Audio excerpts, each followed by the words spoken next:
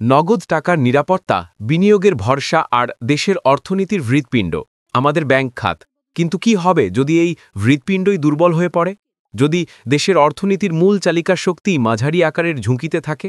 হ্যাঁ, এমনই এক সতর্কবার্তা দিয়েছে খোদ বাংলাদেশ ব্যাংক।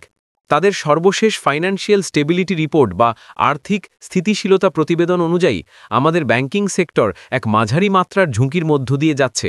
কিন্তু এই ঝুঁকির পেছনের কারণটা কি? সাধারণ মানুষের আমানত কি সত্যিই সুরক্ষিত? আর এই সংকট থেকে বেরিয়ে আসার পথই বা কি? আজকের ভিডিওতে আমরা এই বিষয়গুলোরই গভীরে যাব। চলুন বাংলাদেশের ব্যাংক খাতের বর্তমান অবস্থার একটি চুলচেরা বিশ্লেষণ করা যাক।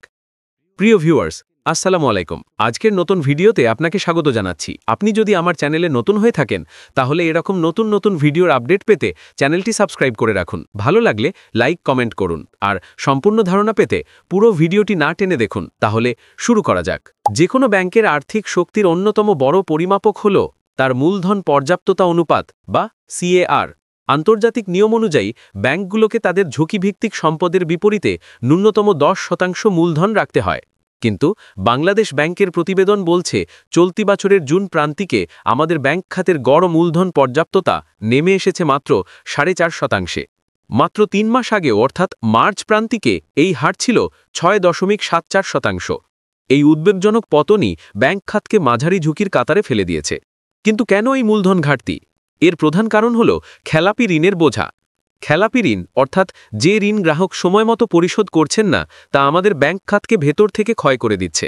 বাংলাদেশ ব্যাংকের তথ্য অনুযায়ী 2025 সালের জুন মাস শেষে খেলাপি ঋণের পরিমাণ প্রথমবারের মতো 5,30,000 কোটি টাকা ছাড়িয়েছে, যা ব্যাংক খাতের মোট ঋণের প্রায় 30%। মাত্র এক বছরে খেলাপি ঋণ বেড়েছে 3,19,000 কোটি টাকা, যা প্রায় 151% অবিশ্বাস্য বৃদ্ধি। এই বিপুল পরিমাণ খেলাপি ঋণের কারণে ব্যাংকগুলো প্রয়োজনীয় প্রভিশন বা নিরাপত্তা সঞ্চিতি রাখতে পারছে না, ফলে তাদের মূলধন ক্ষয় হয়ে যাচ্ছে। জুন মাস শেষে দেশের 24টি ব্যাংক মূলধন ঘাটতিতে পড়েছে, যাদের সম্মিলিত ঘাটতির পরিমাণ 1,55,866 কোটি টাকা। এর মধ্যে রাষ্ট্রায়ত্ত, বেসরকারি এবং শরিয়া ভিত্তিক ব্যাংকও রয়েছে। প্রশ্ন হল, খেলাপি ঋণের এই পাহাড় কিভাবে তৈরি হলো? অর্থনীতিবিদ এবং বিশেষজ্ঞরা এর পেছনে মূল কারণ হিসেবে চিহ্নিত করেছেন সুশাসনের অভাব এবং রাজনৈতিক প্রভাবকে। বিশ্বব্যাংকের এক প্রতিবেদনে বলা হয়েছে, বিগত দশকে দেশের ব্যাংক খাতকে রাজনৈতিক পৃষ্ঠপোষকতার হাতিয়ার হিসেবে ব্যবহার করা হয়েছে। ব্যাংক কোম্পানি আইন সংশোধন করে একই পরিবারের একাধিক সদস্যের পরিচালক হওয়ার সুযোগ এবং দীর্ঘ সময় ধরে পদে থাকার ব্যবস্থা পরিবারতন্ত্রকে উৎসাহিত করেছে। অভিযোগ রয়েছে, পরিচালকেরা নিজেদের মধ্যে ঋণ ভাগাভাগি করেছেন। রাজনৈতিক বিবেচনায় যোগ্যতা না থাকা সত্ত্বেও বড় বড় ঋণ অনুমোদন দেওয়া হয়েছে। এসব ঋণের বড় একটি অংশই আর ফেরত আসেনি, যা এখন খেলাপি ঋণে পরিণত হয়েছে। বেসরকারি গবেষণা সংস্থা সিপিডির তথ্যমতে গত 15 বছরে ব্যাংক খাতে 24টি বড় ঋণ কেলেঙ্কারি প্রায় 92,261 কোটি টাকা আত্মসাৎ হয়েছে। আরও আশঙ্কার বিষয় হল, এই বিপুল পরিমাণ খেলাপি ঋণ অল্প কিছু সংখ্যক গ্রাহকের কাছে কেন্দ্রীভূত। বাংলাদেশ ব্যাংকের প্রতিবেদনই বলছে, কোনো ব্যাংকের শীর্ষ 2 ঋণ গ্রহীতা খেলাপি হয়ে গেলেই সেই ব্যাংক গুরুতর আর্থিক চাপে পড়বে। রাষ্ট্রায়ত্ত 6টি ব্যাংকের মোট খেলাপি ঋণের প্রায় 57%ই আটকে আছে শীর্ষ 20 জন গ্রাহকের কাছে। এই সংকট থেকে বেরিয়ে আসতে সম্প্রতি কিছু উদ্যোগ নেওয়া হয়েছে।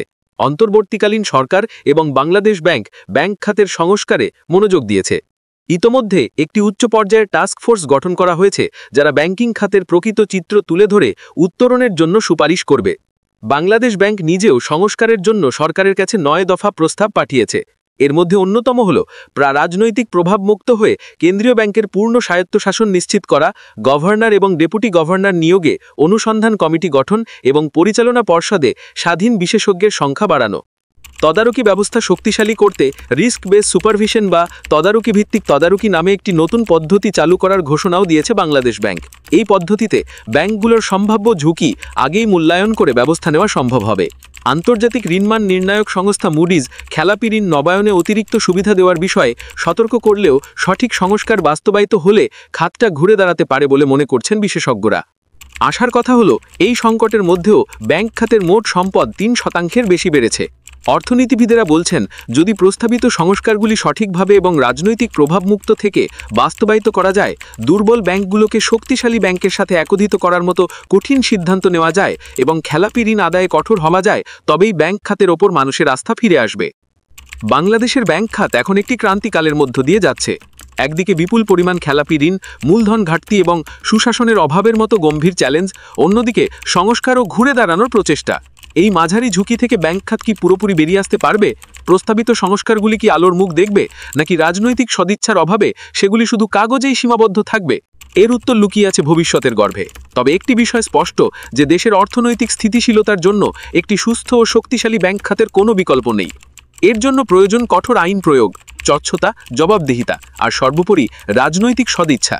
সাধারণ আমানতকারী হিসেবে আমাদেরও সচেতন থাকতে হবে এবং ব্যাংকিং খাতের প্রতিটি পরিবর্তনের দিকে নজর রাখতে হবে। ব্যাংকিং খাতের এই গুরুত্বপূর্ণ বিষয়টি নিয়ে আপনার মতামত কি? কমেন্ট করে আমাদের জানান। ভিডিওটি ভালো লাগলে লাইক করুন এবং বন্ধুদের সাথে শেয়ার করে সবাইকে সচেতন করুন। অর্থনীতি ও ব্যবসা বাণিজ্য বিষয়ক এমন আরও গভীর বিশ্লেষণের জন্য আমাদের চ্যানেলটি সাবস্ক্রাইব করতে ভুলবেন না। ধন্যবাদ।